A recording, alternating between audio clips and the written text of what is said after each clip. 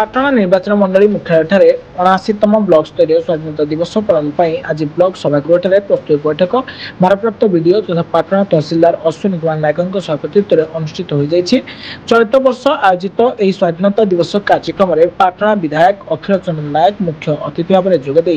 पताका उत्तोलन करने समेत प्यारेड रे अभिवादन ग्रहण करेंगे स्थिर होती मुख्य भाव में ब्लॉक मुख्यालय आदि समस्त शिक्षानुष्ठान में सकाल 7:30 पताका उत्तोलन होगा ब्लॉक स्तरीय कार्यक्रम में सकाल 8 ରୁ 8:30 मध्य प्यारेड पड़िया पहुंचा निर्देश दी भोर 4 रामधुम गान कर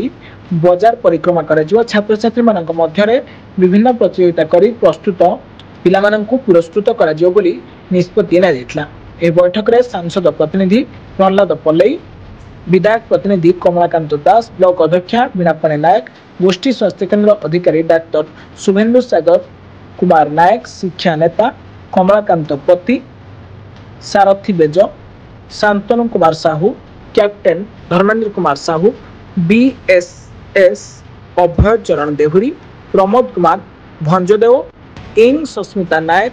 सुबोध नारायण बारिक अग्निशम अधिकारी गौर मोहन हेम्रम कृषि अधिदर्शक दुर्गाचरण त्रिपाठी समिति सभ्य मोहन सुंदर महांत सरपंच विनती बानारा बनपाला निरंजन सेठी पाटना थाना गौरहरी गरड़िया एबीडीओ विश्वनाथ मल्लिक मंगल संप्रसारण अधिकारी प्रियाराणी महांत जोगाण अधिकारी सुनीता मारांडी सम्मुख अन्य बुद्धिजीवी गणमाध्यम प्रतिनिधि माने प्रस्तुत बैठक में सामिल होते कार्यक्रम शेष में संपादक ब्लॉक शिक्षा अधिकारी पूर्णचंद्र आमत धन्यवाद अर्पण करते। Patna Dasharath Varik report black news Odia.